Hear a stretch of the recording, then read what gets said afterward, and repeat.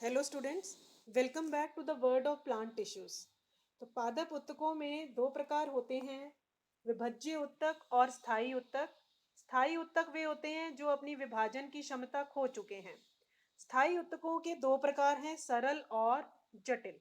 सरल की कोशिकाएं एक जैसी होती हैं और ये तीन प्रकार के हैं, पैरेन्काइमा, कॉलनकाइमा एंड स्क्लेरेन्काइमा, जिनके बारे में हम पिछली वर्कशीट्स और पिछले वीडियोस में पढ़ चुके हैं। आज हम बात करने जा रहे हैं जटिल स्थायी उत्तकों की, जिनकी कोशिकाएं अलग अलग प्रकार की होती हैं। लेकिन ये जटिल स्थायी उत्तक भी आगे दो प्रकार के हैं, इनके भी दो वर्ग हैं, जाइलम और फ्लोएम। ये भी काफी इंपॉर्टेंट टॉपिक है। जाइलम जो है ये पौधों में जल व खनिज का संवहन करता है। आपको पता है जड़ें पानी सोखती हैं, लेकिन इसकी जरूरत पौधे के सभी हिस्सों में होती है। तो जड़ों से पानी लेकर के, जिसमें खनिज घुले हुए होते हैं, उन्हें पौधे के बाकी हिस्सों तक पहुंचाना, ये काम होता है जाइलम का। इसी प्रकार इसी प्रकार जो फ्लोएम है ये भोजन का संवहन करता है। भोजन बनता है पत्तियों में, तो पत्तियों से बाकी हिस्सों तक पहुंचाने का काम फ्लोएम का है। और आज हम अपनी वर्कशीट में अब मूव करते हैं, जहां हम जानेंगे जाइलम के बारे में, इसकी संरचना और इसके जो विभिन्न कोशिकाएं हैं विभिन्न प्रकार की, वे कौन कौन सी हैं और वे क्या क्या कार्य करती हैं। तो चलते हैं वर्कशीट की ओर। तो यहाँ आज अब आप हमें वर्कशीट में जाइलम के बारे में पढ़ना है। जाइलम उत्तक जो है ये जटिल स्थायी उत्तक है, जैसा कि मैंने अभी आपको बताया था। इसकी कोशिकाएं एक से अधिक प्रकार की हैं। अभी हम जानेंगे कि इनकी कोशिकाएं चार प्रकार की होती हैं। ये सारी कोशिकाएं मिलकर के एक विशेष कार्य पूरा करती हैं, और वह विशेष कार्य क्या है? पादपों में जल और खनिज का संवहन। जो ये जाइलम उत्तक है, ये खनिज, जल और खनिज, जल में घुले हुए खनिजों का संवहन, संवहन यानी एक जगह से दूसरी जगह पहुंचाना। और जो ये फ्लोएम उत्तक है ये भोजन का संवहन करता है। जल और खनिज करते हैं जाइलम, और फ्लोएम करता है भोजन का संवहन। इसलिए इन्हें संवहन उत्तक भी कहते हैं, क्योंकि ये संवहन का कार्य कर रहे हैं। दूसरी बात यह कि पौधों में ये उत्तक साथ साथ स्थित होते हैं, इसलिए इन्हें संवहन बंडल भी कहते हैं। बंडल मतलब जब बहुत सारी चीजें एक साथ रख दी जाती हैं। जैसे कि यहाँ चित्र में देखिए, तने का काट दृश्य दिखाया गया है।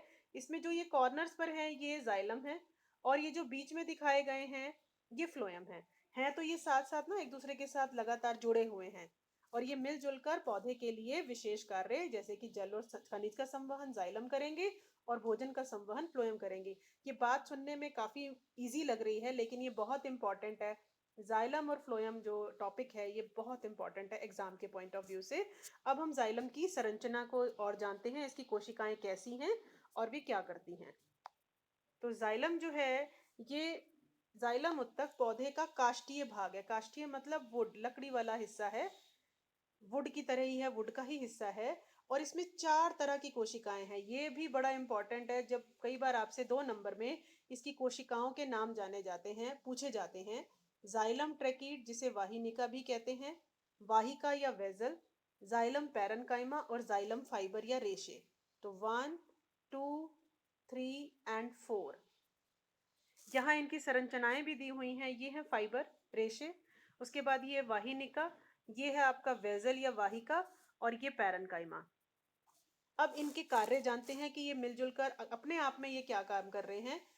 वाहिनिका और वाहिका की कोशिका भित्ति मोटी होती है। यह दोनों नलिकाकार संरचनाएं आप देख ही रहे हैं, ये नलिकाओं की तरह हैं, ट्यूब्स की तरह हैं, और मेनली इन्होंने ही संवहन का कार्य करना है। यही संवहन करती हैं जल और खनिज का।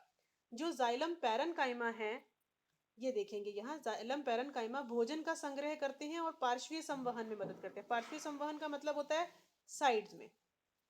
ये कर रही हैं ऊर्ध्वाधार। ऊर्ध्वाधार का मतलब होता है वर्टिकल, नीचे जड़ों से लेकर के ऊपर के हिस्सों में जाना, इसे कहते हैं ऊर्ध्वाधार संवहन। तो ये वाहिनिका और ये वेजल्स करते हैं। जो साइड्स का है वो पैरेन्काइमा करेंगे, और साथ ही साथ वे भोजन को भी संग्रह करेंगे ताकि ऊर्जा बनती रहे और ये कोशिकाएं अपना काम करती रहें।